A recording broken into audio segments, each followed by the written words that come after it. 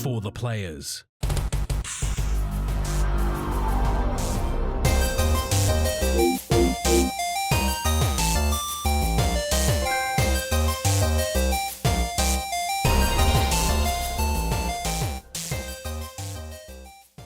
I'm Ryan Betson. I'm Max Cooper. And this is For the Players, the pop culturist PlayStation podcast. Over 50 years of playing PlayStation, 15 years in their games being combined. I thank you for joining us in this PlayStation conversation. This PlayStation conversation happens every Tuesday morning at 8 a.m. on podcast services, including Apple Podcasts and Spotify, and 9 a.m. on those YouTubes. If you'd like to take part in future conversations with us, you can. Come and check out our socials. Facebook, Discord, Instagram, X. All of those links can be found in the description below. If you want to join the conversation as it happens, head over to twitch.tv/thepopculturist, where you can watch us record this show live, where you can jump in the chat and become part of the show. If you want to support the show, you can. Tell your friends, tell your family about this PlayStation pod. If you are listening to us on podcast service, be sure to give us a 5-star rating and a written review. Which is on YouTube, be sure to like, subscribe, and comment below. I endeavor to answer every single comment. And if you want to support us financially, you can at patreon.com/thepopculturist. Yeah, I could plug the merch store, but we never get any merch up there. Firstly, Max, happy Father's Day.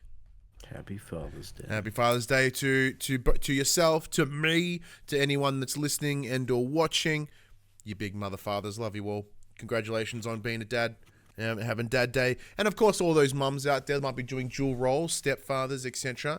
The term dad is quite wide shooting in that, what's that old from Guardians of the Galaxy Volume 2? It was like, he may have been your father, boy, but I was your dad, And we're very lucky there's people that have the ability to do both. But how was your Father's Day weekend? What'd you get up to? Not much. Also, spoilers, Max is really fucking tired, so he's probably going to yawn a whole lot in this episode. Yeah.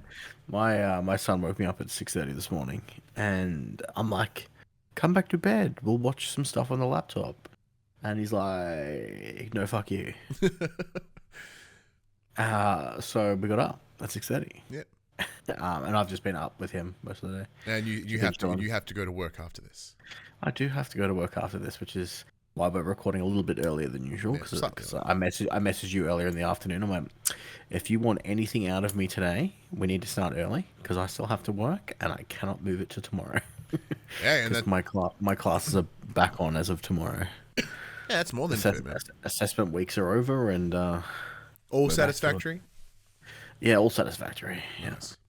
It's one of those things when you do those certs. It's like it's either unsatisfactory, it's satisfactory, or it isn't, and it makes you kind of feel reluctant to put a stack load of work in. Yeah, pass fail kind of sucks.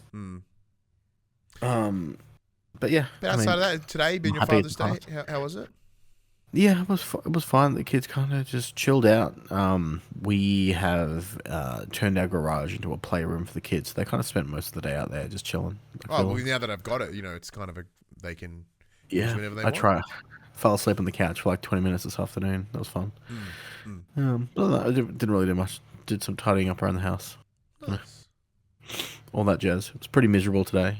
Yeah, the weather was garbage.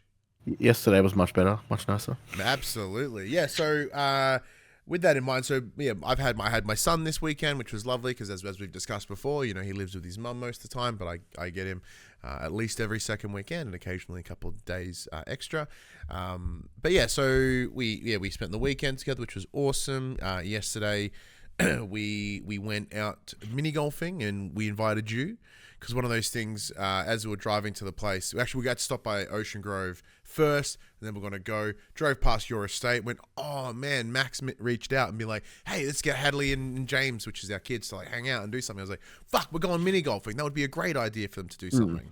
Yeah. Because you've been doing the occasional school dad pickup. No, your son goes to school right around the corner from my place. I'm like, just pop in one day after school. Just have a play. Absolutely. In my current unemployment, it has allowed me to go and pick up my kid. You could play some skate. Oh, I could play some skate. I've been one of the YouTube channels that my son watches has been doing some skate stuff, and I watched 3 of his videos today, and I was like, ooh. One more week. One more week. That's all I got. One more week and it's skate time. That's all I'm happy about. But outside of that, Father's Day weekend has been fantastic. It was lovely. I was woken up this morning to a nice breakfast from Phoebe and James. We mostly spent this weekend kind of just playing everybody's golf, Hot Shots, the new one, which we'll talk about in a moment. Even this morning, we played a little bit this morning after breakfast, and then we went out to Phoebe's family's house. It was Phoebe's niece, her second birthday, and as well as a bit of a Father's Day shindig. And that was lovely. That was awesome. The kids, great. They did some old school party games, which I hadn't seen in fuck knows how long. Like Pass the Parcel, Pin the Tail. No, they didn't do Goon of Fortune. That's probably a 3-year-old birthday thing, if I'm being honest. As a 2-year-old birthday, it would be a little bit too early. But yeah, Pin the Tail on the Donkey. There was like, what's that one with the seats? Musical chairs. Musical chairs. And I was like, damn, I've not seen these in games in 1,000 years. And you would have fucking thought. The kids loved it. The kids thoroughly enjoyed it. Yeah, so then we came back. We finished off our 18 holes of our golf game. I dropped my son off home, and he asked me to install everybody's golf. I installed the previous one on his PlayStation at his house, so he can get his practice in ahead of when we play again. But yeah, no, it has been a good weekend. It's been a very, very good weekend. As I said, I'm very, very lucky to have the relationship I do with the people around me. That allows me to sort of, go, hey, Max, let's go fucking play mini golf. Or have my son on Father's Day and all things like that, and just really get to spend time with the people that are important to us all, which is nice. But outside of that, though, that's because, once again, we are conscious of time. Before we jump into what we've been playing, Max, you and I got to do something pretty cool this week. Yeah. We touched upon it last week. Max and I were kindly invited to an event here in Melbourne from PlayStation Australia. So big shout out to them. It was absolutely lovely. Last week, you and I were like speculating tinfoil hat, like what could it be? Because in our history of in the space, rarely, if ever, have we ever been just invited to something because. Like normally there's a focus, there's a point, there's a purpose. And what I mean by that, it's like, hey, did you want to come see this game early? Do you want to come play this? It's always around something. So heading into this event, both you and I were like, it's at this Japanese restaurant in the city, completely forgetting this entire time that they're a Japanese company, right? They're like, maybe they're doing something for Ghost of Yotai, because that's out real soon, which apparently is out in the hands of reviewers and stuff right now. Not us, but I'm genuinely keen. What's the embargo? I think it's like September 25th or something. So we're keeping an eye out there. I think it's a week prior to the launch of the title. That's a lot of lead time. Because I think it's October 2nd is when the launch is. Side note, that is a hell of a lead time. Like, that's massive. Just shy of a month. Yeah, I think they're really confident in Ghost of Yotai. Or possibly originally were like, maybe Marvel Tokon's there because that closed beta started this weekend, I believe. And that's, obviously Japanese, done by Arc System Works. No, it wasn't any of those things. What was it, Max?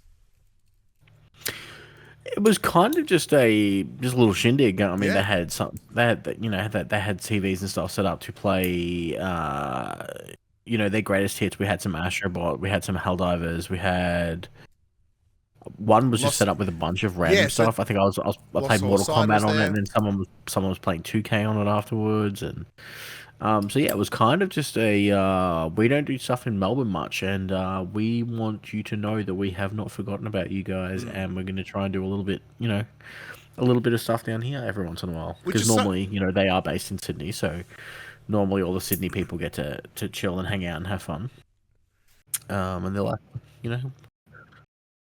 absolutely, we still love you guys. We haven't forgotten about you. Well, even the fact that we were just invited was like, oh my god, thank you so much. Because this is the fun thing for what we do, and this is a discussion we had the other night. And we've talked about it here on the show before.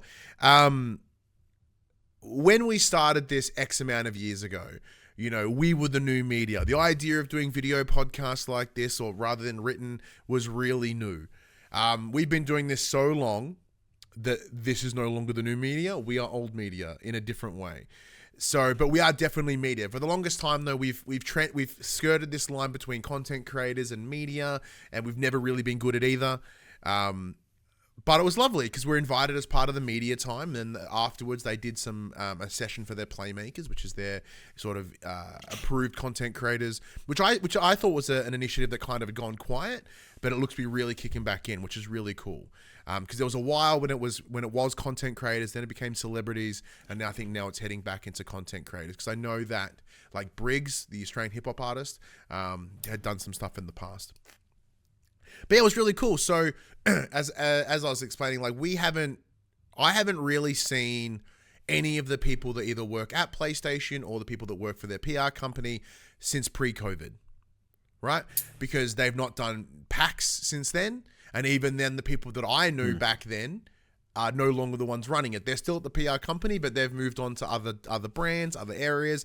So it was all new faces. So it was genuinely really lovely to go and like, you know, shake hands with these people and get to see them in person. And so that, you know, when I'm emailing them or when they're emailing us, we can see each other's faces and we can remember who they were. Even for yourself, Max, because as you've never met anyone.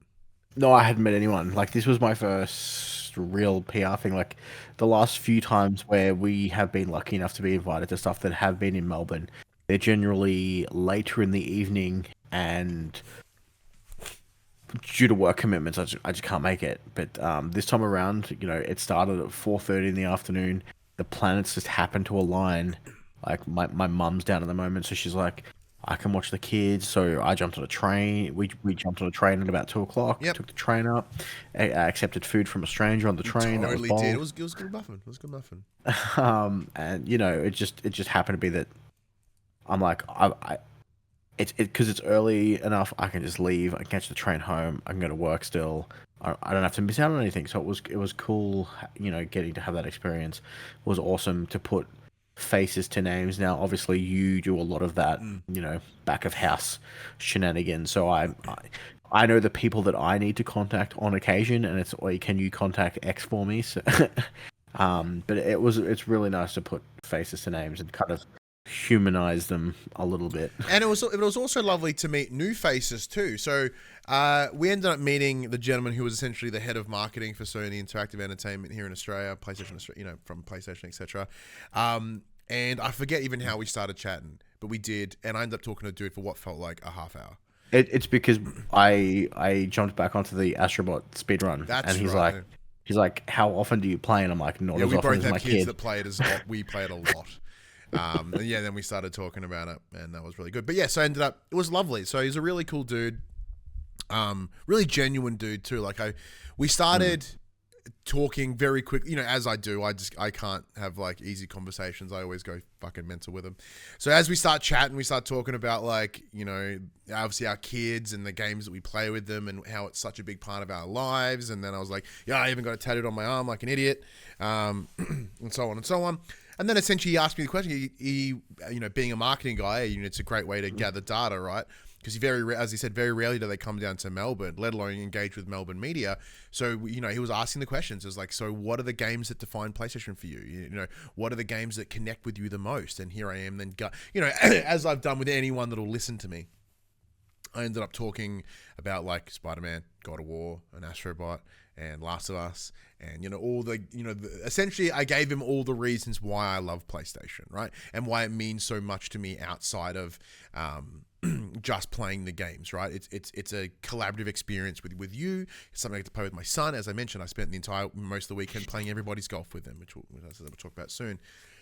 What I did laugh though, as I'm speaking very honestly and, you know, openly and about the things that we faced and, you know, why God of War works for me and why Death Stranding is so powerful, myself and Phoebe. He's funny. He asked the question. He goes, like, "Did you talk about this stuff on the show?" I'm like, "Yeah, all the time, all the time." All the time. Yeah, it was actually for a show about PlayStation games and stuff. We rarely do we actually talk about like news and games. It's mostly just us shit. And like the way we experience games in the world in a different way. But it was really lovely because, yeah, you know, I got to talk about, you know, God of War and why it's so powerful and why it means so much to me. And I even talked about like how, with one of the challenges, Kratos faces in the first one is, sharing the information with Atreus about his godlike powers and how he's inherited them from him and what that means, and knowing that he's becoming unwell by not knowing that information. I talked about how, for me, that is an allegory for neurodiversity, in that I have genetically passed this down to my son, and I have a lot of shame and a lot of guilt to that. But experiencing the game and showing that how holding that shit back and not sharing it and not supporting him would have actually made him more unwell, had I not given him that time, the support, that understanding, and also that to myself as well. We also talked about the pure coincidence that when I met Phoebe, when we started dating, we started talking, and she started experiencing games for the first time, and I even talked about how, the pure coincidence that if she was to ever have a daughter, she always liked the name Calliope, which is the name of Kratos' daughter in the original trilogy. And he's like, "Are you fucking serious?" I'm like, "Yeah, dude, that's it." She had no idea. But he was absolutely lovely dude. I really appreciate him taking the time, just to chat, just to get to gush about PlayStation. But one of the things you did set up, Max, before you left, was by far one of the most competitive sessions of Astrobot I think I'll ever experience in my life. Yeah, look, I regret showing Johnny the path, because I wanted to beat my own time, and I didn't, which was a shame. Because when we first got there, they had set what was to be the benchmark, which was like 50 odd seconds. Yeah, so it was the ice one of the new levels. It was the first slide something. Yeah. So myself and Paul went up. Paul's like, "I'm gonna go first." I'm like, "Okay, you go." And then he beat it. I think he got like 42 seconds or whatever. So he beat it by like 13 seconds. And he's like, "Here you go." I'm like, "Okay." And then I got like 39 and a half. Yeah. And that was the time to beat for like 3 hours. And when you say like, "Hey, you regret telling Johnny," so for those that may not be aware, there's a gentleman, his name's Johnny, Lone Vault Warrior on socials and YouTube, etc. He also works for Playside, the studio behind Mouse PI for Hire. He comes in and he's just like on the gun. Like, he's like, "I got to beat this shit." His original goal was to get under 40, which he was able to. It took him a while, but he got there. And then he's like, "I'm gonna beat this Max guy." So this entire time, you weren't even there. Myself, Padge, Johnny, the mate that was with him, a couple of the guys from the PR place, we're all like, "Yeah, fuck Max, let's beat him." I really appreciate all my friends just having my back and just not sabotaging this for me. No, it's because you set a time that we all were desperate to beat. We're like, "Well, he's not here. It'd be hilarious if he wins." It was like 39.5 or something, and we ended up getting 38.7 or something. Like, it was really tight. So I did one run and one run only, and I got 39.4 or something. I was like, "Yeah, 30." I wanted it under 40, got it in one run. I'm never touching it again. 39.4 is the current high score on our PlayStation, which was set by Hadley. Nice. And somehow the world record time is 35 seconds, and we, for the life of us, couldn't work it out. I know how to do it in theory. So essentially, at the first corner, you've got to clip into the column, and you can just jump that entire gap. Oh yeah. And then off the second jump, you land on the seal, and the seal flings you across the map. I had a feeling that seal played a role, but I couldn't work out how. And then you just have to flawlessly get like straight across. Yeah. Like, it's gnarly. But yeah, but overall, really lovely event. It was awesome to sort of see some new faces and to connect faces with names. Excuse me, but also connect with old faces. So it's one of those things that I also forget is that we've been doing this so long, and that we normally catch up with people at PAX. It's kind of the only time we ever really catch up. And so we got to catch up with Alistair from NovaStream, who was who's literally a PopC original. Excuse me, I'm all clagged up. From when we first went into the YouTube game, PopC was a bigger team, and he was part of it. Got to bump in with Kieran Verbruge, formerly of Press Start. And have a good chat with them. It was just lovely, and obviously, of course, Padge was there. He's confirmed for seasonal Page now, which is awesome. But it's just a really cool event, and I'm really glad to be invited. And to make it better, like they had little swag containers. It was like, hey, there's some shirts and stuff. Just help yourself. I didn't grab anything for me. I just grabbed 2 small shirts for James, and they're all nicely stashed in the cupboard. Because those shirts are fucking sick. So I've stashed them. They're his birthday or Christmas present. Haven't decided yet, but we'll hold them because they were dope. But fantastic session. Really enjoyed it. And but under any circumstance, for any reason, they are listening to this one. I don't know whether they do or not in general, but big thank you, team. Really appreciate it. Much. Really, really appreciate it. It was very kind of you. And it was good to just chat with people. It was lovely. But as you mentioned, we did play some games there. But outside of that, Max, have you played any other games this week? Not really. Oh. Because I've had mum down. I haven't played much games. There is 2 games that I've played, neither of which I've put a ton of time into. Well, look, we're going to have to start this with the game that is the game of right now, and that is Hollow Knight Silksong. Yeah, I know you've not dove too far into it. Look, I've played like 5 hours of it. Not a small amount.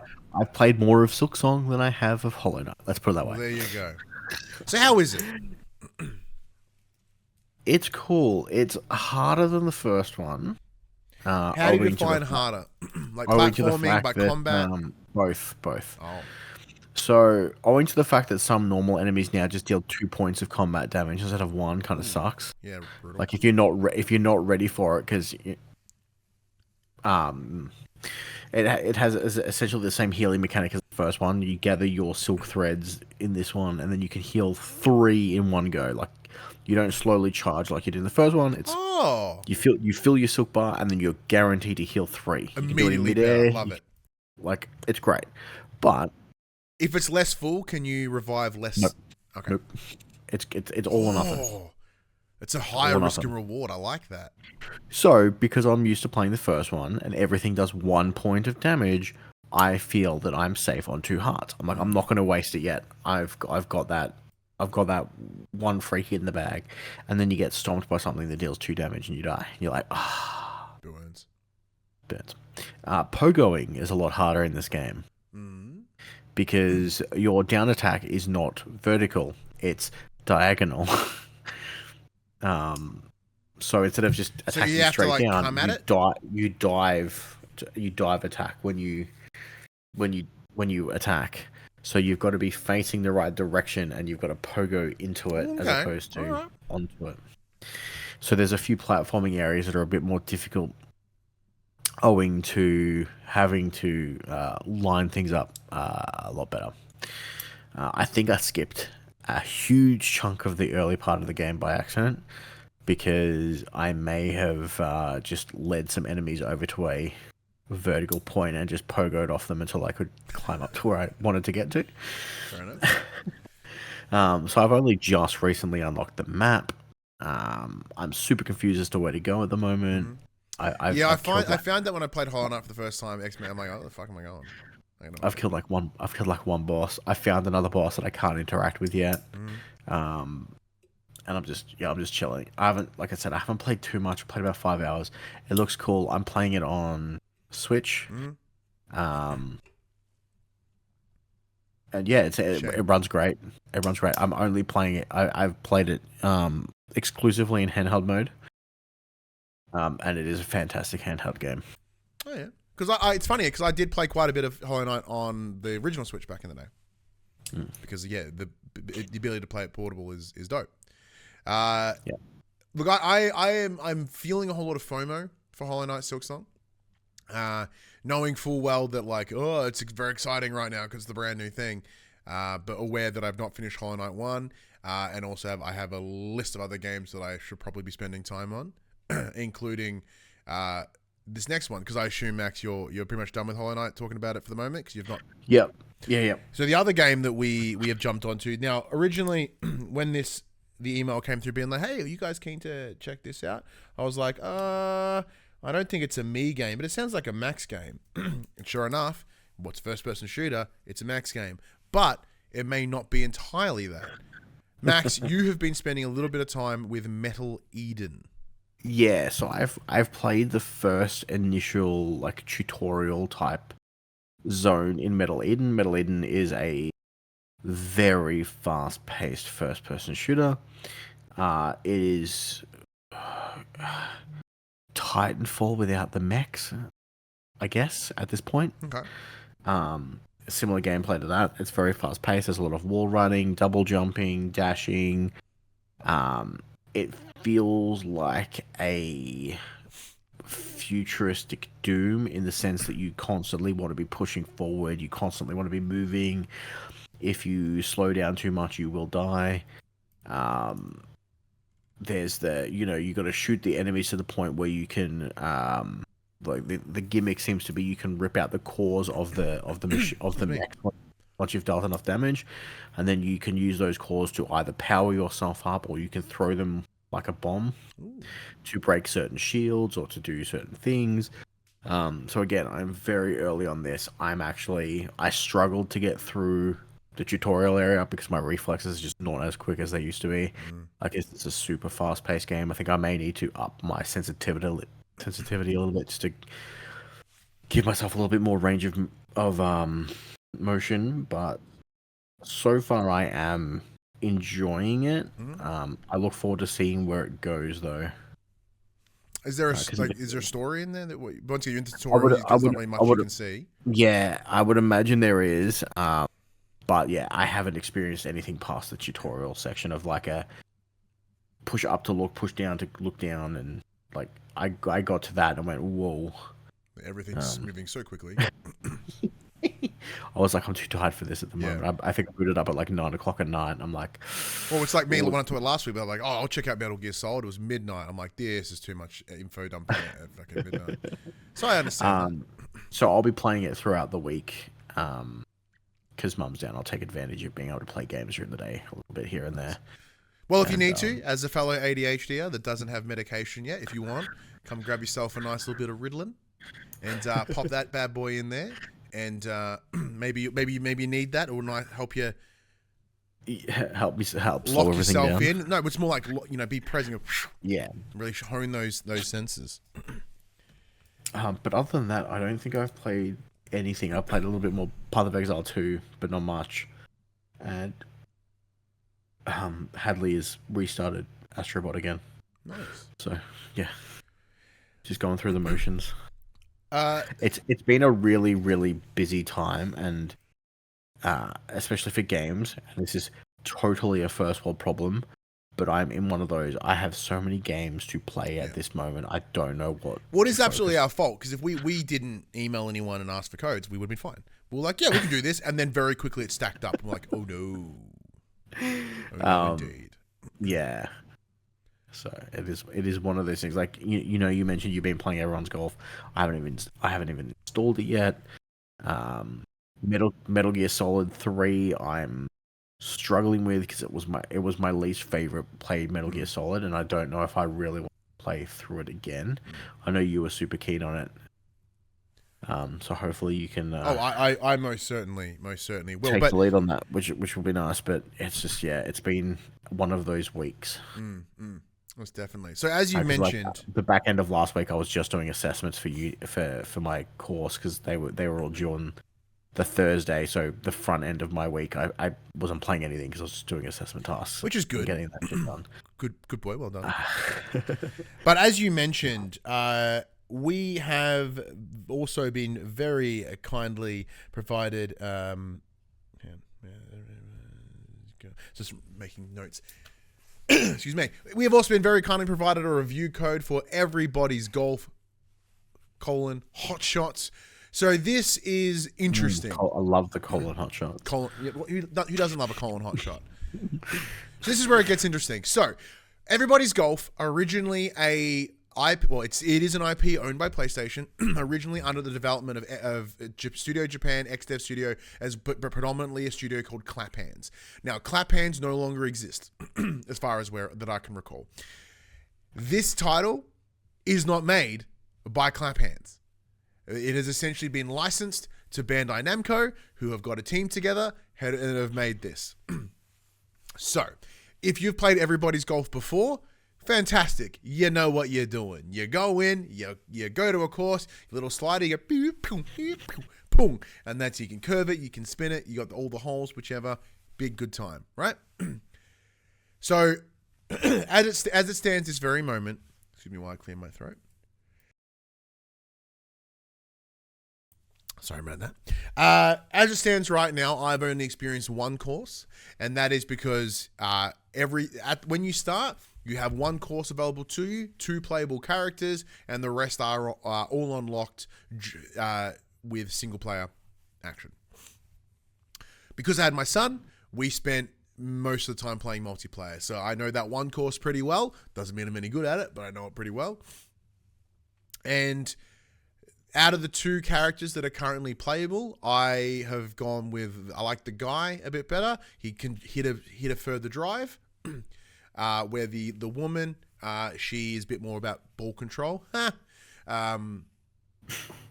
So first hurdle there, no custom characters, which if you've played Everybody's Golf on PlayStation 4, you can create custom characters, and then in turn, you can unlock better stats by playing. The more you play, the more clubs you get used, and the more successful you are at those clubs and those courses. That's where you start leveling up. So rather than having a character with base stats that are amplified by gear, which is what they're doing here. There are some animations that are done with the characters that makes me want to fucking scream. Because they've thrown personalities into these characters, and apparently the guy, he's like left hand was bitten by a dragon, and he spends the entire time going at it, and it just makes me want to fucking punch him because it's always in the way. It's always in the way. But the game itself is dope. It is Everybody's Golf exactly as it was. It feels like it's a bit more of a scale back even further than the PS4 Everybody's Golf, because it does feel like a very slimmed down version, in that the previous game did have an open world area that you could mess about in, and also you could kind of just free reign courses and stuff. There's a whole different things you could do. Wasn't the previous one VR, or am I going crazy? They did have a VR version as well. It was an additional game that I did play and was alright. It was alright. I vaguely remember playing that one. I think it was the last one I played. But most importantly, like for my son, he loved it. He had a blast. So originally it was quite shitty, because he would fail to account for like wind or the lay of the land. What's the undulation of the fairway and the greens, etc. But as he started getting used to it, he started getting better, and you could see, and I was able to literally see the improvement in him. So much so that when we went back when I dropped him off back at his mum's this evening, I won't say his home, but this is his home as well. Dropped him back at his mum's, and I had to download it. So I downloaded the previous version on his console so he can get some practice in. And he's already like giving it a red hot go. So I think that will become a new game in our rotation, and something that we can kind of play together outside of just Roblox, which I don't have a complete issue with. I'm not super stoked with it, but I'm okay with it. It's been in the news a lot last couple of weeks. It has, not for good reasons, which is another reason why I play, so I know exactly what my son's playing at any given time, because I can see what he plays, I know what he plays, and I do truly care what he enjoys, because we were talking about it in the car on the drive to his mum's, and because he's chatting about his mate who's like, getting in. I was like, oh, but when you get home, are you going to play Roblox with your mates? He goes, yeah, probably. I'm like, what are you going to play? Like, which one of the little games are you going to play? He goes, oh, yeah, I'll probably play this one with this mate. I was like, oh, okay, cool. He goes, oh, he's already like level X. I'm like, oh man, that's almost my level. Like, he's going to catch up to me real quick. Well, because I only play when you play, bud. So like, I don't really grow up levels. And he goes, well, you can play it when I'm not playing it. I'm like, yeah, I know that. But for me, the Roblox... But I'm not going to because it's fucking trash. Yeah, I'm not going to because Roblox is your game, right? As I said to him, in the same way that I've shared my love for Everybody's Golf, for God of War, for Astrobot, like all these games that I love and adore that I've shared with him, he now gets to do that back to me. So that's the way I see it. That's the way I treat it, right? And I said that to him, but also which is absolutely true. But at the same time, it allows me to know what he's playing, because he's like me. He's not very good at lying. He gets excited, and he will come to me and go, "Oh, Daddy, I've got this new game in Roblox. I want you to play it with me." And that allows me to go, "Okay, cool, I'll play it with you." And then go, "Oh, I like that. Oh, I don't like that." But then I'll tell him, I'll be like, "Hey, I don't quite like this one for these reasons." And he goes, "Okay, cool." And that's the way we sort of work with many of the games that we have access to. I'm like, "Hey, it's like, why can't I play? Why do you let me play Call of Duty but not Fortnite?" And I explained to him that Fortnite is it diminishes and desensitizes people to violence because it is cartoony. So the idea of shooting someone is not, which Roblox doesn't help either, might I add. And the microtransactions I also have an issue with, very similar to Roblox. But as of yet, I've not spent any money. His mum has. She's made that choice, not me. That's how co-parenting works. But where Call of Duty, I'm like, yeah, these are real-ish world scenarios. You are seeing people that look like people who are using weapons and in environments that are real-ish. How long's it been since you played Call of Duty? Because I don't remember seeing any people playing Call of Duty these days. No. This was before they were like, here's Beavis and Butthead, which I know is an example that everyone rips on. It's such an easy one. I could make the same when they were like, here's the Teenage Mutant Ninja Turtles. And I was like, that's dumb. And then they're like, here's Jay and Silent Bob. And then I was immediately in. So you just got to find that right one that hooks you and you're stuffed. And that's what happened. So I haven't really played a little bit of that. Outside of that, let me think. What else have I messed with? Oh, I did go, once again, because unemployment, I have just had some days this week where I just went, I'm fucking done. I'm trying to be really good, and I'm still applying for jobs every day, and I'm trying to be granted, I've got a job offer sitting there ready for me, but it is to be a support worker again, and I don't know whether I can do it. I know right now I need money, so I fuck my feelings, I guess.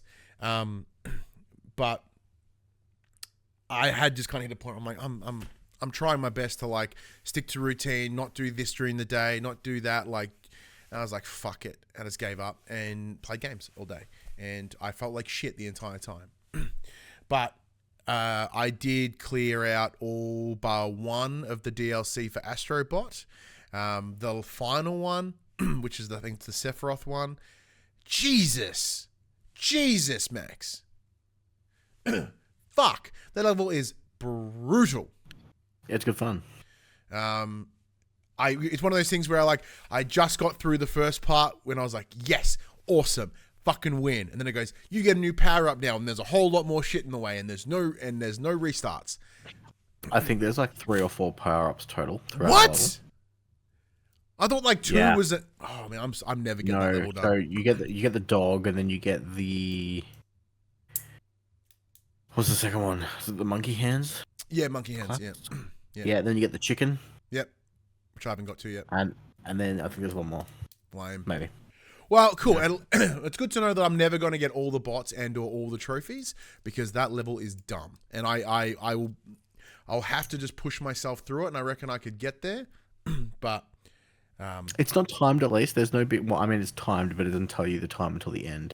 Yeah, I don't give a shit about the time at the end. It's just more of so you can chill and kind of really take your time. Yeah, until you die a lot. Because like you said, you can hang, but the hang is only in between the each of the power ups. You kind of get there and go, oh, next one. Because once you get going, you got to kind of keep going. Ooh. Very double noise. In the notifications, the Mullet Show has resubscribed for his 49th month. His 49th month at tier 1, but they have been subscribed for 90 months in total. What a ledge. Thank you, Craig. Love you a long time. So yeah, eventually I'll get it. In the same way that for whatever reason, I couldn't get these levels. I just couldn't suss them out. But going to the event on Wednesday, seeing it there, I went, okay, I think I'm back into it. And I skipped the one that I was having hurdles, which was the second one. And then I went, fuck it, went to the other ones, and then came back, got it in like one go. I'm like, beautiful. I just needed to warm up the wheels, right? I just need to get the gears going again, and maybe that level will be exactly the same. And I also need to go get a stack of coins to unlock all the little extra trinketies for all the cool dudes I've unlocked now. So, I don't want to leave it unfinished. I hate that I've left it unfinished for this long. Outside of that, I believe that is pretty much everything I have played. I did dive into some Cook Serve Forever, which I picked up yonkers ago. Oh, you'll hate this, Max, because I didn't invite you. I played some Rock Band again this week. Classic. Yeah, I know. Once again, in true hi, I'm unemployed fashion, I spent some of the day just playing Rock Band. Yeah, I mean, if you do anything during the day, I'm not coming anyway. No, you got your boy. But yeah, I pulled the drums have lived in my office here forever, but I took them up the other end of the house. Played the guitar, I've still got it. Not as good as I had it, but I've still got it. As I was looking through the because I've not bought songs in fuck knows how long. I was like, oh shit, there was like a Sleep Token song on there. There's a Bad Omen song on there. There's that cool Elton John cover that PNAU and Dua Lipa did. So I got that. They're all like $2 a piece. I was like, fuck yeah. And I thoroughly enjoyed them. And I think I nearly fucking broke my arms and legs trying to play a Sleep Token on the drums. But yeah, it's really good. It was nice to go back. I kind of want to go through the campaign again. Last time I did it was when I reviewed the game properly back in the day. We had 2 bands. We had one that completely sold out, and they were called QUICKBITS, and they did okay. And then we had a band that was all about doing it for the love, and they were... What was the name of that band? Yeah, it was Dickbutt and like Fartbox. That's right, it was Dickbutt and Fartbox. They were our 2 bands. That was good times back in the day. But yeah, I could never get the game to sync properly. For whatever reason, I can't get the game to sync properly. The audio visual lag is just fucking atrocious. Oh yeah, so the video lag's like 53 milliseconds because of the surround sound, and whatever the audio is like 200 milliseconds. So the second that I'm not playing what's on the screen, like with the drums, that you know how you can kind of free hit the drums, it's all off, and it fucking makes me want to vomit. But once you start playing, like, okay, I can work with this. Because obviously I've got the guitar that you just hold up and it fucking sieges the guitar. And then every time it starts playing the sound, the guitar's like, I can't hear shit, dude. Sorry. And I'll have like the volume on 100. It's like, can't hear it. I don't know what your problem is. Can't hear it. Weird. Sorry. Good luck. Well, yes. If you need to, I'll come around with my one, because my one does the same, but it's a different model, because you've got the Jaguar, like the blue one. Yeah. And I've got the big box one from Rock Band 4, where you got the Rock Band Rivals yeah. set. Speaking of though, so my good friend Fid McAwesome, part of the show that I am on called Down Under the Ring wrestling show. He's got a mate at PDP, and they're the ones that do like the fucking the Riff Master, like that new one. And I was like, yo, dude, do you want to email motherfucker for me, like, because I'll check it out. That'll be fucking sick. Because I did see it was on sale recently at JB Hi-Fi, like $100 off. And I was like, I still don't have the money to buy it at $100 off, but I would, because it looks really sweet. It's quite a sexy and lovely little plastic instrument. But if I was like, hey, if I came home and I was like, hey, Phoebe, check out this plastic guitar I bought, I'm pretty sure she would hit me with said plastic guitar. I'd be like, why? And that's a very good point. So yeah, enjoyed returning to Rock Band this week. It was fun. I enjoyed it. But let's get into the section we call Inform the Players. We tell you about what happened this week in PlayStation. Not too much this week, only a couple news beats, but some of them are very interesting. So before we jump into this first thing, there was a state of play this week for 007. Oh, yeah, I did even put this in because I'm just like, I watched it. I watched it, right? Okay. So this was my recollection of it, because it was at 4 o'clock in the morning. So I watched it when I got home from work, and it was James Bond driving a car for what felt like 10 fucking minutes in real time. And then it instantly turned into Hitman, and then I fell asleep. Okay, that may not be a fair representation of what happened in said state of play. It was like 30 minutes, and you've talking about 12 of them. Yeah. Yeah, I haven't checked it out yet myself, mostly because it was just 30 minutes. I said I had my boy all weekend, so I was like, oh, I'll sit down and do it. Didn't do it. Because Thursday I ended up being busy, and then Friday we ended up going to my kid's school concert, which was awesome, and then obviously had him for the rest of the weekend. So, and I don't think my son gives a shit about James Bond. So really tough. I also have no love for that IP. I think I've seen 2 of the movies, and they're both Daniel Craig movies. For whatever reason, Bond was just never my jam. I saw. What was it? I think I've seen Casino Royale, and I think I've seen Skyfall. I think I saw Sky. I went to the movies and saw Skyfall. I think. Because hang on, let's do a quick Google. I saw the one where they cut out the bottom of the chair and hit the dude in the nuts. That's the one. Oh, that's Casino Royale. That's a good one. No, I lie. I saw Spectre. So okay, because there were 4 James Bond movies that he did. No, it's not. Hang on. What the fuck? Daniel Craig James Bond movies. Here we go. Yeah, Casino Royale, followed by Quantum of Solace, then Skyfall, then Spectre. So, yeah. Oh, wait, what? 2012, 2025. Okay, yeah, 2015. So, yeah, I saw Skyfall in the cinemas because it had, like, the Adele as the intro and it was quite nice. And I had seen whichever the one he gets whacked in the ballsack with. No Time to Die. Haven't seen No Time to Die. Haven't seen that one. Or Spectre. But, so, yeah, as a result, I'm like, nah, when it comes to James Bond. Yeah. But I obviously GoldenEye fun back in the day. I do remember watching like Tomorrow Never Dies at some point with Pierce Brosnan. I remember Millie and I bought like the Blu-ray box set of them once, and I think we watched Daniel Craig's ones.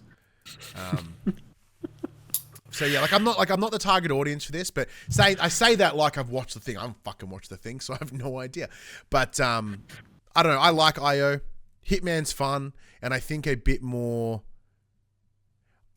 It's interesting. Like I like Hitman, but having Agent 47 be kind of a character, but also a nobody at the same time, so he can blend in with the world, is fun. But I think you having to be the character of 007 James Bond, and because it's not Mission Impossible where you can like fully fucking, put a big whole thing on your face and just take it off and whatever. And oh my God, it was Tom Cruise the whole time. They watched Naked Gun this week, and that they did that when it was like a little girl, and it took it off, and it was Liam Neeson. The movie's so good, dude. It's shit and awesome at the same time. The only thing I've seen of Naked Gun was their poster that says this poster contains no AI. Like 17 fingers, yeah. There's a couple of really good bits. There's one where Liam Neeson is like delivering this monologue to the villain. And the villain has fallen into a fountain. And as he gets out the fountain and walks out, he starts monologuing back at him. And then it cuts to him, and it's no longer Liam Neeson. It's fucking Dave Bautista. But he's still delivering the monologues as if it's Liam Neeson. And then Liam Neeson comes off the screen and go, "Hey, Dave, thanks for covering for me while I went to the bathroom. I appreciate it." He's like, "Yeah, no worries." They handshake. He gets off and Liam Neeson gets back into the spot and then keeps going. I really enjoy that Liam Neeson has no problems with like taking the piss out of himself and not taking things too seriously. Well, because I love it captured the dryness of Naked Gun, which I've also watched recently, like the original Naked Gun, which I also watched recently as well. It is a movie like you just have to be aware that you just have to be ready for it to be fucking stupid, because it is fucking stupid. And it started kind of good, and then by the end, it didn't really sit with me as I was like, by the end, I was like, oh, okay, cool, I enjoyed it, but like yeah, there was some really dumb pun jokes that like got me in the giggles, because what I've come to learn, what I've come to learn, I know about this, but like over many years, I've started to like, well, what do I find funny, right? Like when it jokes that pop me, like what is it? And it turns out anything that works within my brain, because I like to focus on the wrong parts. Right? Whenever someone gives me instructions, I focus on the wrong parts. Not intentionally, it's the way my brain works, right? Now, normally, I fucking hate my brain. I actually hate my brain almost all the time. But, like, there are some times when I can sort of understand what it's going to do. So, when there's jokes like in Naked Gun that subvert your expectations, or they focus on the wrong part, and, like, that's the part they stick to, and I'm like, oh, incredible. I love it. So, yeah, the movie was great. Can't speak to 007 though, which is a shame. Which is good, because that's not the first news story, Max. This is the first news story. Yes, the long-awaited PlayStation 5 exclusive Marvel's Wolverine may be part of the next general state of play livestream, according to Insider Gaming. Sources speaking to the outlet claim that the next trailer for the game is ready to go, and it'll quote almost certainly be part of a state of play taking place towards the end of this month. Suggestions of a state of play livestream taking place in September have been doing the rounds for a while now, and with how Sony has planned its digital shows in the past, there has been a state of play or a PlayStation showcase every September since 2019. Obviously, the state of play focusing on 007 First Light has almost aired, but it's widely accepted that there will still be another general showcase in the coming weeks. If a state of play does take place, and Marvel's Wolverine is indeed part of the show, it will be the first time the PlayStation 5 title has been shown publicly since its original reveal back in 2021. Some early glimpses of gameplay have gotten out online via the Insomniac back in December of 2023, which hasn't changed the direction the developer is taking the game. In the event it's not part of a state of play, then it is suggested that the Wolverine trailer should still be released in the coming months, with the Game Awards in December being another potential place for its debut. As for what else could be part of the rumored state of play, the outlet suggests another update on Marathon and the unveiling of a heavily speculated 2.5D God of War game. Marvel's Wolverine would presumably be the closer, however, as a hotly anticipated title, fans have been awaiting play.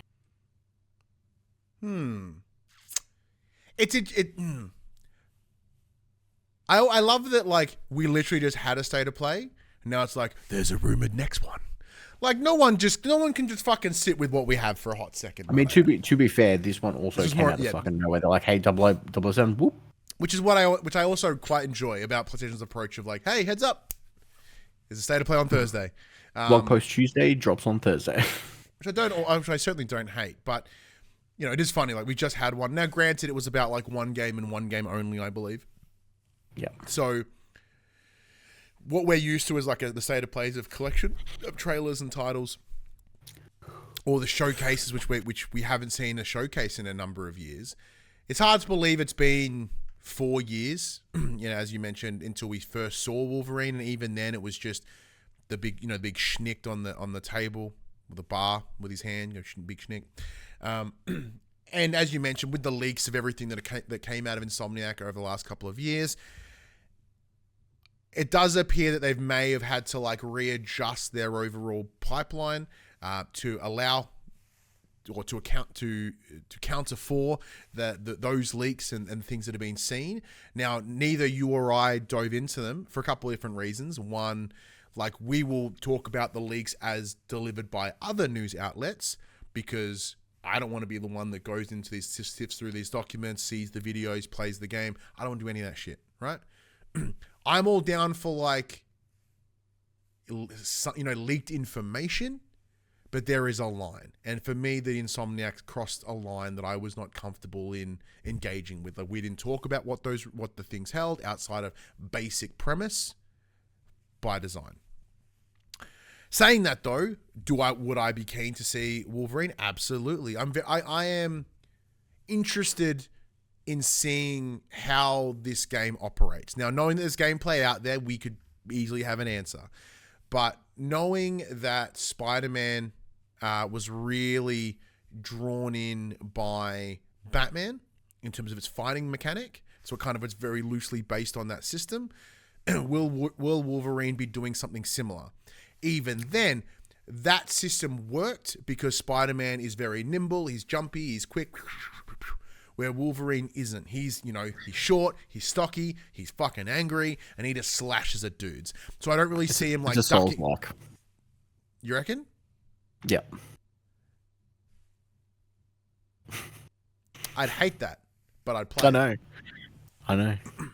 Because, and even then, Max, like, can we actually stab people? Can we dismember people? Because what was that one on PS3, Wolverine Origins, which I've never played, but I've heard is sick, and I kind of want to buy a secondhand copy just so I can experience it, because apparently, as we all know, the movie sucks ass, but apparently the game is really quite good. Do you ever play it? No. No, apparently it's like the best Wolverine thing in the world. Fair enough. So, yeah, I'm keen to see the state of play, or even anything around Wolverine, because outside of, obviously, got Ghost of Yotei in October, We have Intergalactic presumably next year or the year after. We have it's not Sonos, because that's the fucking Bose brand. What's Housemarque's next game? Oh, it's Saros. Saros, yeah. So there's that. We really don't know what else is coming from the first parties, really. Mostly because so many of the studios were heavily impacted by these games as a service decisions. So it's impeded the development cycles in this current generation. This alleged 2.5D. Is that what it was? Hang on, where was the? Yep. 2.5D. Yeah, it's 2.5D God of War. Fuck yeah, I'm in. Look, my immediate consideration is, it's just like Hades. I fucking adore Hades. I suck at it, but I love it. So if I can get a God of War Hades game, I'm super keen. But what about yourself, Max? Are you in? Because you're a Marvel guy, as you can see behind you. You've got a Iron Man and a Venom and a Carnage little Lego bust. But they're all in a very different world to, say, the X-Men and Wolverine. X-Men was my gateway into the comics, I think. I have a few floating around somewhere. I know I definitely have Deadpool comics floating around somewhere. I've got a stack in my garage. Wolverine's a favorite. The idea of this was cool. The first initial things that we saw was very light, very, very much a teaser trailer. But just knowing, just seeing what the world that Insomniac built around Spider-Man, hopefully they can do the same for our Canadian lumberjack. Yeah. I hope they treat him right. And granted, everybody loves and adores Hugh Jackman's Wolverine. He's dope. It's he's an Australian icon, right? He's fucking Australia. He was even in a movie called Australia. But as you see in Deadpool and Wolverine, if you go through when they go through all the different universes, Wolverine's a stocky little fucking dude. I hope they match that and make him a small little stocky dude, and at some point we find Colossus, we got a speedball special, and he fucking yeets across stuff with an X-Men game coming down the line, allegedly. That's cool. But yeah, my immediate thoughts are even outside of how we play the game, I'm like, what's in it? What's the beats? Are we dealing with early Wolverine, during those Weapon X experiments? I assume Sabretooth will play a massive role. He always does. Where are they going to go with the larger Wolverine story? What era of Wolverine we're getting. Exactly. And that's something like the state of play could inform us if the time comes. But outside of that, the God of War, because I know you enjoy God of War, but you don't have the same love that I do. I am God of War adjacent. You're God of War curious. I've only really dove into 2018 and beyond. I have not gone back and played the earlier games. So we'll see. Well, yeah, the 2.5D would be a nice middle ground, I think. It depends on what kind of game it is. Yeah. Who knows? So we'll see. Who knows? We shall see. We'll find out if this alleged state of play is coming in. They say it's this month, yeah? It's kind of the dealio. Mute in the chat. I knew you guys quite have a a number of soft things. spot. I knew it. You guys have a soft spot for Hugh Jackman. Nothing is soft. No, there are no soft parts that I have towards Hugh Jackman, and there's no soft spots on Hugh Jackman. That bitch be solid. He's a solid man. Now, fun fact, Max, I don't know if I've ever told you, I've met Hugh Jackman. Oh, yeah. Many, many moons ago, I used to do volunteer work for Carols by Candlelight, which is this big thing they do on Christmas Eve here in Australia. It's run by Vision Australia. I used to do some work for them. At one of the years I went and sat, went up to where my family was sitting, and because once again we've been there numerous years, we got some nice little balcony seats, and literally 3 seats down from me was Hugh Jackman, and he is beautiful in person. Now, when you say you met Hugh Jackman, did you actually we did speak? I was like, oh my god, lovely to meet you. But okay, or did you just see him three rows down? Yeah, no, I saw him and I was like, hey, lovely to meet you. And he's like, hey, and internally I'm like, Hugh Jackman. But But this was many moons ago. Way back in the day. Is that your one claim to fame? No, I do have others, but when it comes to Carols by Candlelight, yes, because that if you want some D-list celebrities, it's like Hugh Jackman. You watch Carols by Candlelight. Met Anthony Kalia, cunt. Met his partner, a lovely. John Farnham's kid who hosts it, lovely. Some of the old, like Marina Pryor, super old school, like stage actress, lovely. All the time in the world for her. She was nothing but kind. Because one of the things I used to do at the end of the night, because I still, help run all the stock room and help with the volunteers.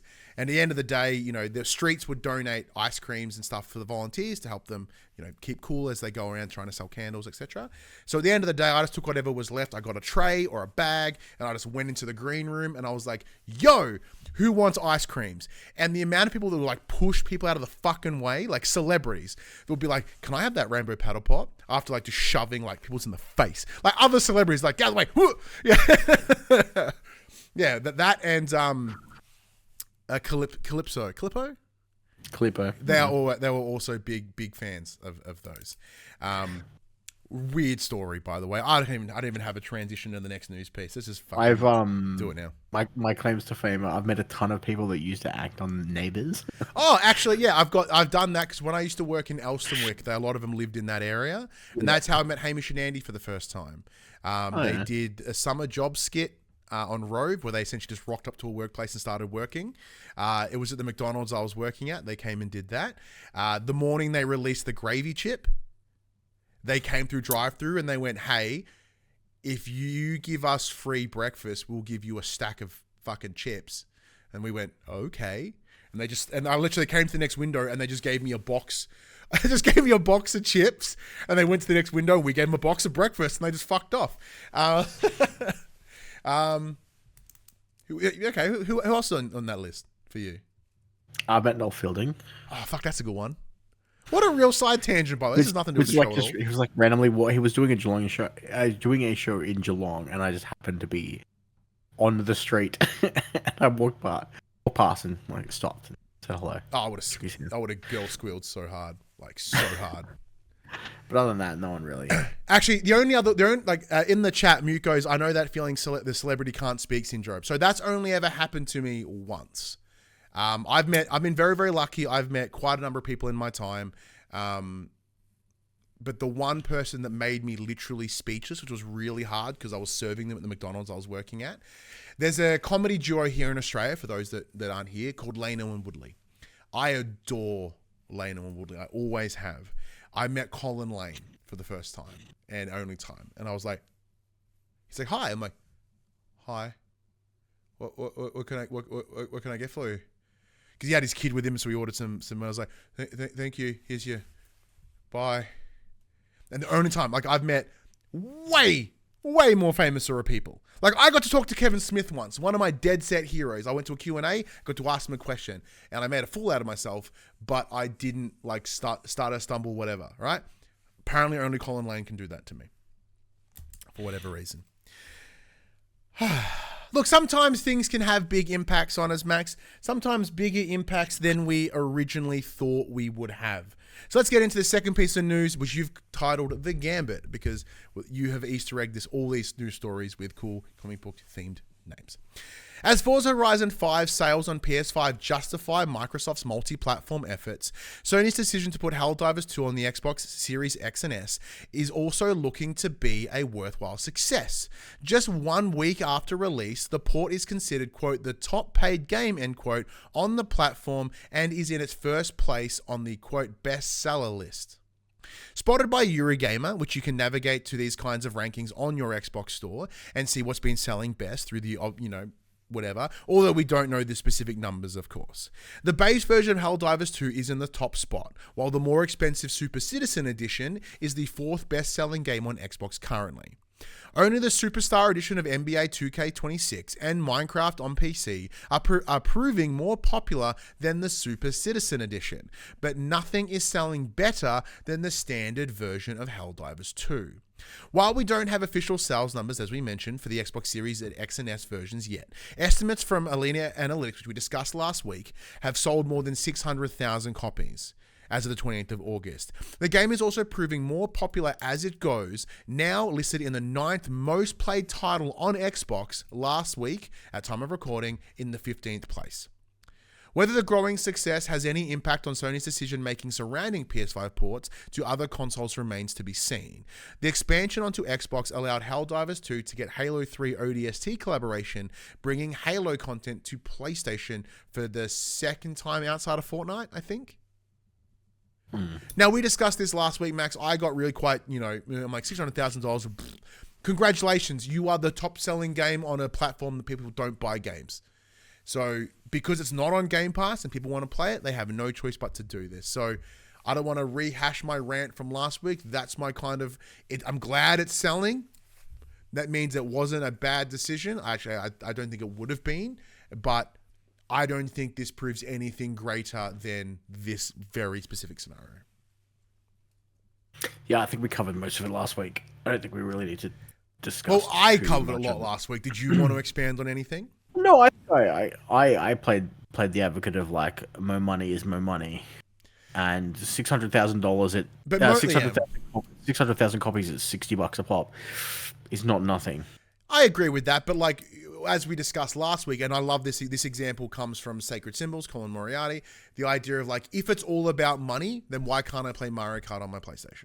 And I love that theory, because if the games industry is all about money, and the next story we're about to talk to is demonstrative of that, then why be protective of IP? Because it's only all about money for some companies, not all companies.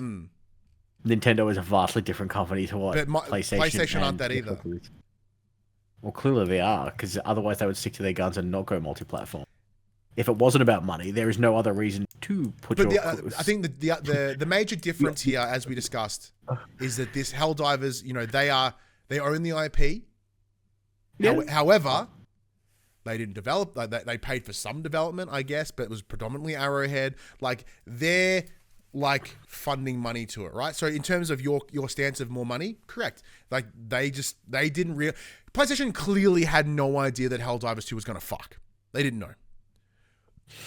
And now they're like, well, maybe we can get more money out of this. But like, moving forward, we won't see very little. You're not going to get Spider-Man. You're not going to get God of War. You get Marathon. You're not getting Intergalactic. You're not getting, you go backwards. You're not getting any of them. And that's not me being like, you can't have them. It's like, I'm sorry, if it's a business and if you want to look at it that way, they have no reason to do so, and therefore they won't. But once again, I just end up sparing my opinion again, Max.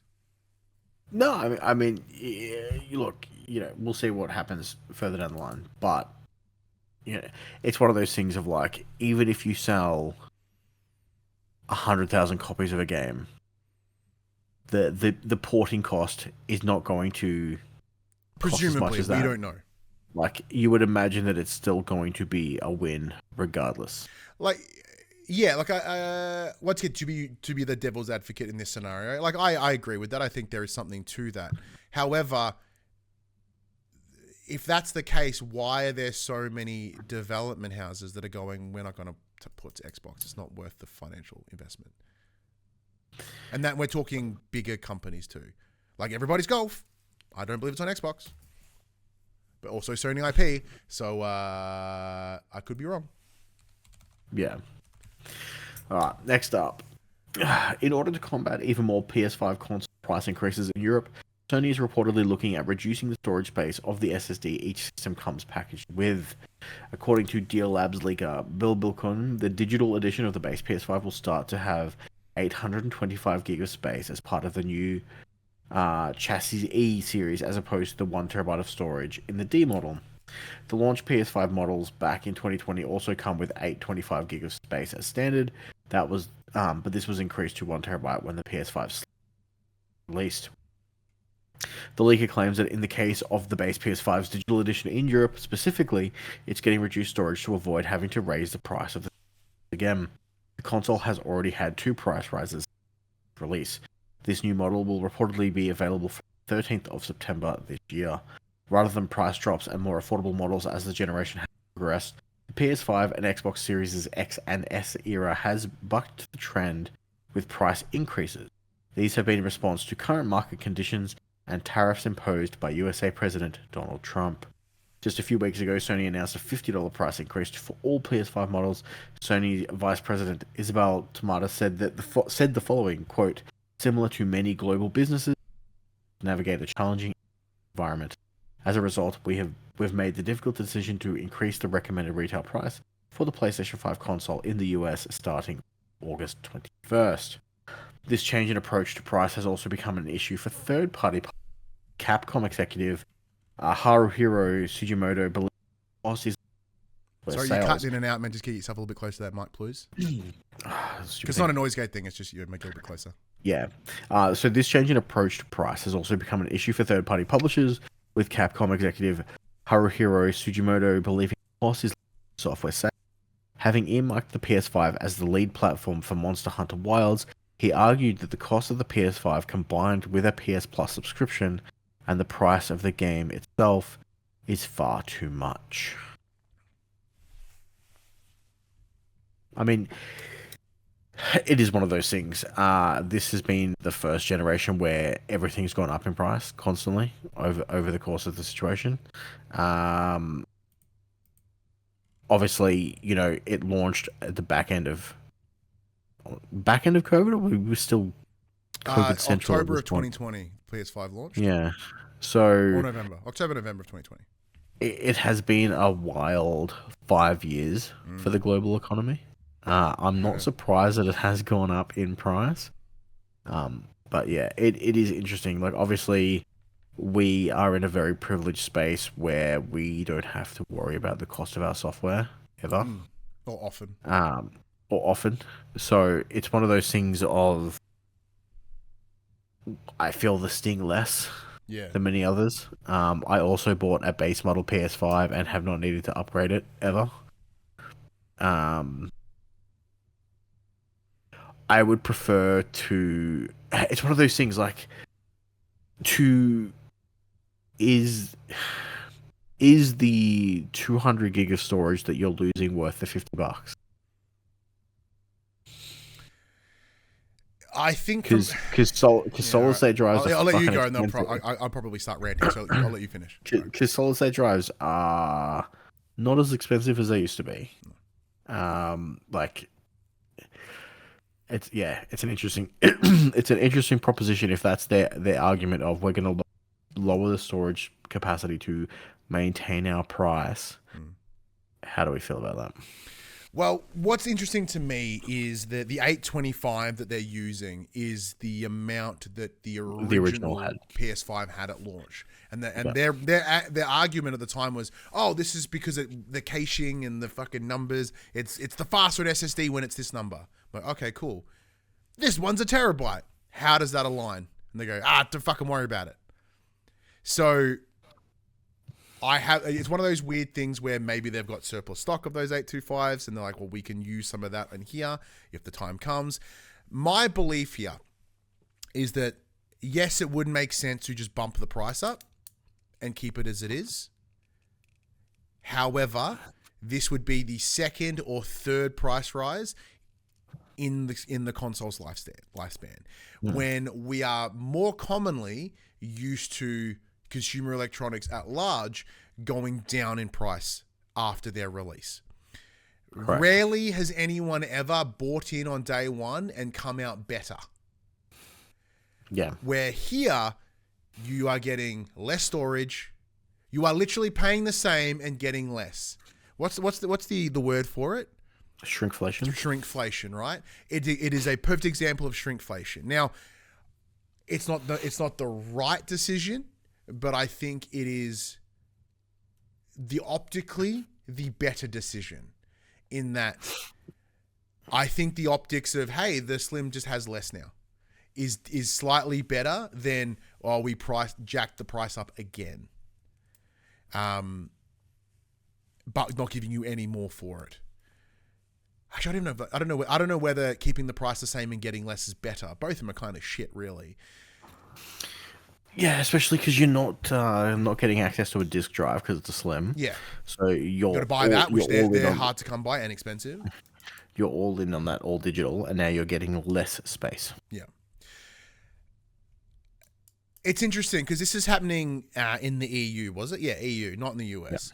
Yeah. And the immediate thought would be, oh, this has nothing to do with tariffs. Like, no, this is fucking everything to do with tariffs. Because it is well known that PlayStation / Sony's in the video games at large, the largest demographic of consumers is within the US. Now, if suddenly there's an additional added expense to import into that country, because there is, all the consoles are made in China, Taiwan, Vietnam, around that area. Now, varying on which country that is, different tariffs apply. But Sony or any company are not going to eat that cost over there. Now, they know full well that they can't up the price in America to match the tariff changes because then no one will buy them. So what we're getting is the rolling ripple effect in every other territory outside of the US to help offset the cost of and the impact of those tariffs. Now, I say that knowing full well that I'm a fucking idiot and I don't know economics, and I'm just some dude on the internet, right? But the idea of a company just willingly paying more for their shit and not getting more profit is insane. Anyone thinks that would happen, you are objectively wrong. Is it insane to me that prices continue to go up? Yeah. And it does make me rory real hard for everything. But at the same time, and once again, as you mentioned, we come from a genuine place of privilege here. And Reverend Puck in the chat goes, in your defense, we have an idiot tanking the economy. That you do. That you do. And the worst part is, if he's allegedly dying, you're going to get JD Vance. Kind of feels worse somehow. Not better. Both are shit, really. But I lost my train of thought, Max. What's my train of thought? The world sucks. Oh yeah, the world sucks. Capitalism, That's right. So I'm very aware that we come from a place of utter privilege, right? And now, granted, we've worked really hard over the last X amount of years to get to this point of privilege, but we know that we are lucky that we don't have to pay for all the games that we get to play. We are very kindly provided access to do this show, talk to you folks at home, and do what we do. So the idea of a console or games getting more expensive doesn't immediately impact us outside of the concept of it. And the understanding and the empathy that we have and sympathy that we have for others that have to then experience that. Like, gaming is and always will be a luxury hobby, right? It really is. Now, this is someone who I live and breathe gaming so much. It's tattooed on my arm. It was my job for a number of years, using the power of gaming for positive impact. So clearly it's more than just a luxury commodity. But if we're looking at it purely from a very realistic and pragmatic way, that's what it is. There's always been that. It was that way when games were still $100 in fucking $2000s and $90s. And they're still a similar price now. I'm not an advocate for, gaming getting more expensive and all that sort of stuff. I think there needs to be better ways to make it more cost effective. And that involves reducing development cycles and et cetera, et cetera. But that's not going to happen because the understanding, the demand has been set up in such a way by consumers that they want the biggest, the best only. If it's not that, if it's not a fucking 10 out of 10, it's a waste of time. And unless that changes, that's not going to alter any of this. The other concern I have, but it's more of a larger economic concern, is that these prices will never go back. Anything. The fact that everything is charged as what it is, these companies aren't suddenly going to want to take less money. They're like, well, people have been paying this for years, so clearly they can. We're not going to change the prices. So your fuel will continue to be more expensive. Your groceries will continue to be more expensive. Everything will be more expensive. Nothing will go down. And if it does, it's performative drops. Like none of it will be an actual genuine price drop. So if you haven't already and you have the money, buy your console now. That's not where I thought you were going. What do you think I was going to say? Subscribe to Patreon. No, because it's when money's hard to come by, right? Like I'm so fucking grateful for the handful of people that do provide us like $20. We only make like $20 a month on Patreon. We make fuck all, right? And actually, I need to update our tax information because right now I can't even pay out because I've got to update the tax information. Well done. Thank you. So yeah, and I completely understand that people only have so much money to go around, this, that, the other. But like, as someone that also, I'd love to fuck with the PS5 Pro, but I'm worried. Do I do it? I can't do it right now. I don't have fucking income. But I'm like, do I do it soon? Because what's going to happen is it's going to get more expensive, which it clearly looks to be. If for whatever reason, it's the only one that hasn't gone up. By the time you can feasibly afford it without feeling guilty, the PS6 is going to be out. And then I feel guilty for wanting the PS6. It'll be a whole circle and yeah, whatever. But yeah, it's a shame. Speaking of price increases too, I'm just going to have a little rant. I got an email the other day. Netflix is going up by another fucking $10 a month. It's like 30 something bucks now. It would be $39. It's disgusting. And I hate it because that's where I watch my wrestling, so I have to have it.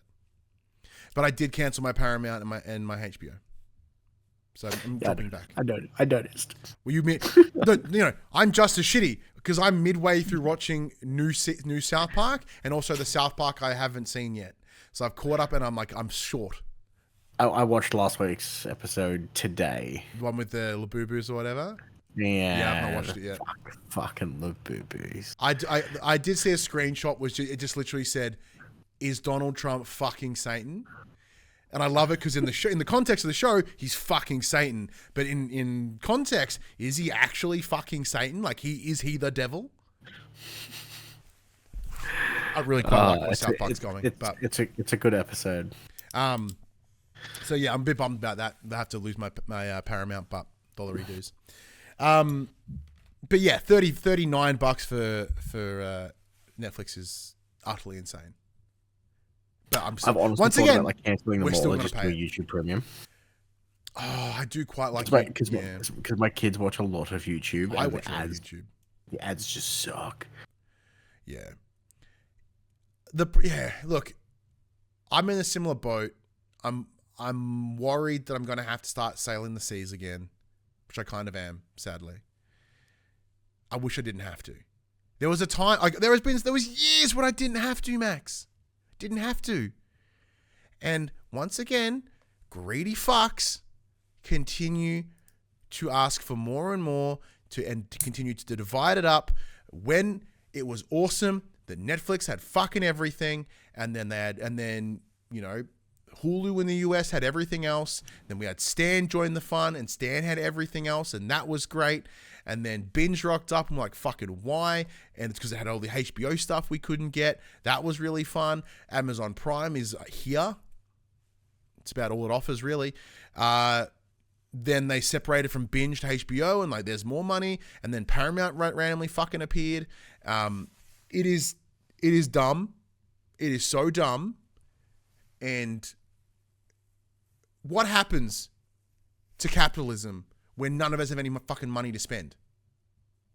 What happens when they wring every dollar out of us so hard that we have no money to spend? What are they going to do then? Oh, well, no one's buying. The cost is getting too much. No one's buying anything. I have to go make more. And then we just become fucking Venezuela or whatever, where everything's worth like $11 billion and the currency is useless. I think it's Venezuela, but it's one of those countries. Look, if for whatever reason, it's whose line? Yeah, it's whose line is it anyway? Yeah, exactly. The rules don't. Everything's made up, and the points don't matter. Oh, exactly. Right now, the economy's in a fucking in potential collapse. But no. You know what's important, Max? Department of War.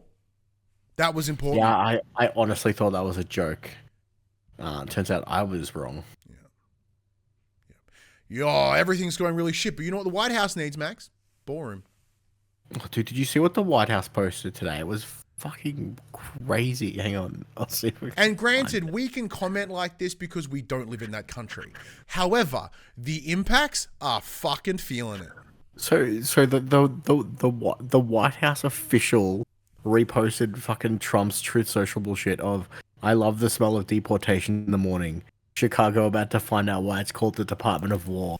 And it's just a fucking AI generated picture of Trump Look, let's with expand. what Let's appears to be expand on that. Chicago on fire in the background. Did you hear about this? We're like, okay, so as far as we know, the Epstein Oh, list, the he Epstein was an list is informant?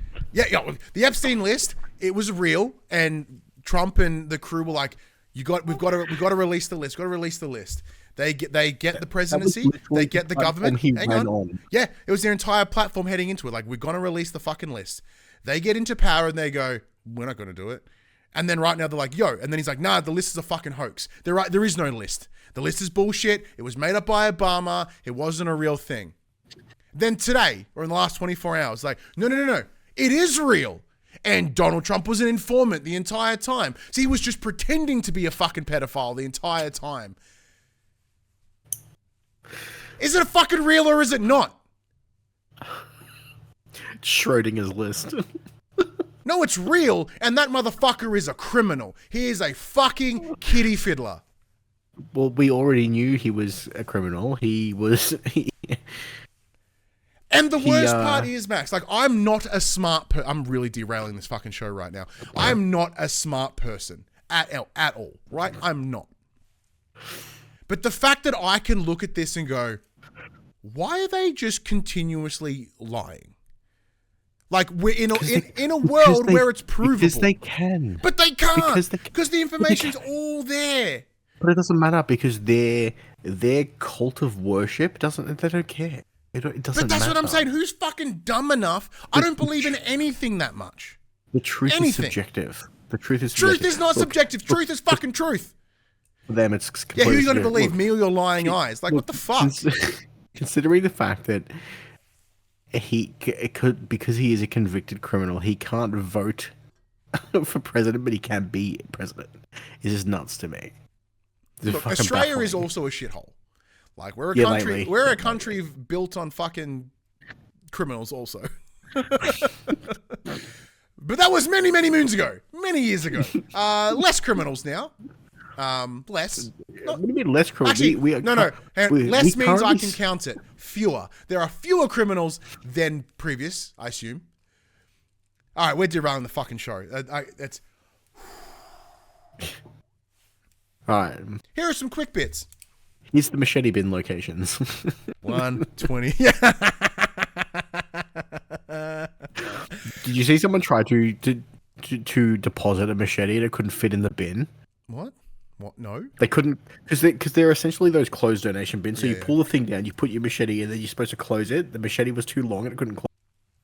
So they just left it in there. So you could just reach and grab the machete. It's and right. leave. Don't worry. Very soon we're gonna have to fucking log our ID to Facebook for some reason. It's give a machete, take a machete. It's the fucking secret Santa of machetes. You know when you go, oh, was it Chris Kringle or fucking Secret Santa? Secret Santa. It's Secret Santa. Like, hey, who's fucking this? I don't know. Hey, it's a machete. You give a gift, you take a gift. It's lovely. All right, there's fucking quick bits, right? Silksong crashes multiple storefronts at release. Steam, Microsoft, PlayStation, all fucked at the hands of Silksong. I think it launched like 3 hours late on PlayStation. Yeah. What I love about it as well, like even Reddit, the cesspool that it is like, hey, can everyone like not pirate this and just go buy it? Yeah. Like that's kind of cool. Like I wish that happened more, but it's a nice Yeah, thing. Team Cherry are very lucky. Very The pirate subreddit's like, it's fucking $30. Don't be cheap. $20 in the US. Yeah. Was it 30, 40 here? It's $29.95. That's nothing. Yeah. The Tomb Raider anime to wrap with season 2 is launching in December. Wait, is it launching for the first time in December or season 2 in December? No, I think season 2 is coming out in December, and that's it. It's gone. When the hell did the Tomb Raider anime come out? Ages ago, it looked crap. Oh, of course. I believe me and Joel spoke about it for like a hot minute. That's probably why I don't care.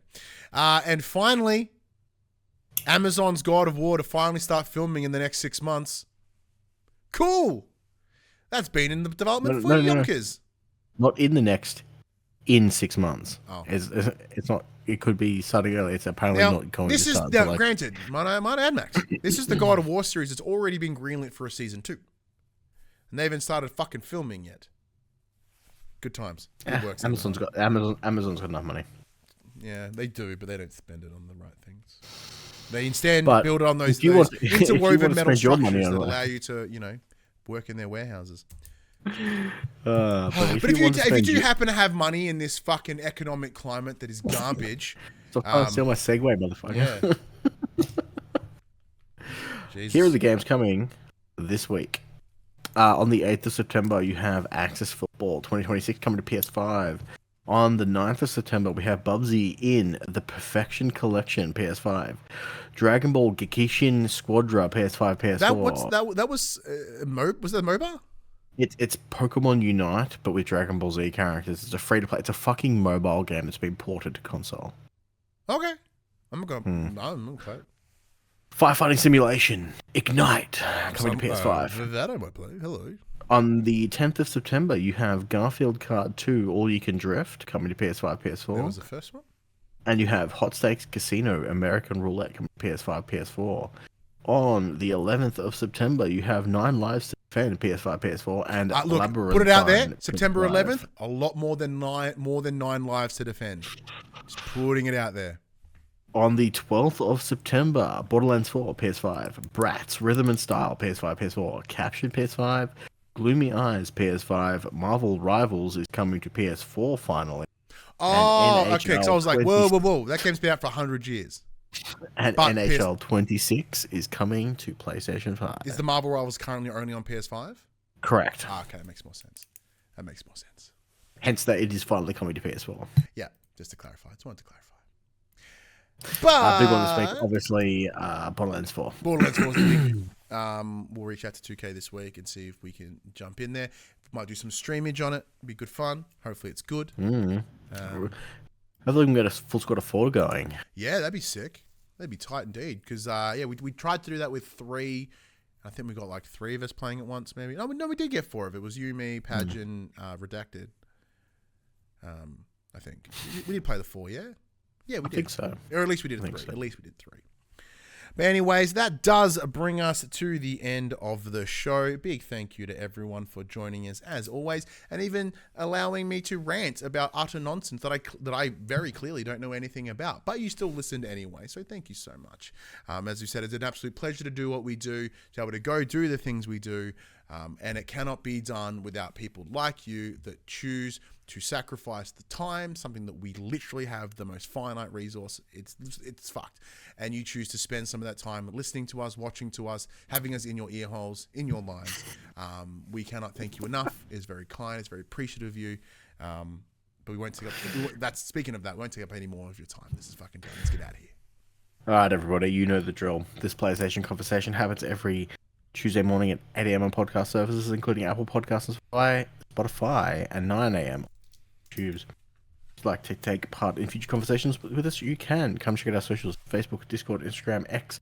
All of those links can be found in the description below. If you want to join the conversation as it happens, head over to twitch.tv/thepopculturist and watch us record the show live, where you can jump in the chat and become part of the show. If you want to support the show, you can tell your friends, tell your family about this PlayStation Pod. If you are listening to us on podcast service, be sure to give us a 5-star rating and a written review.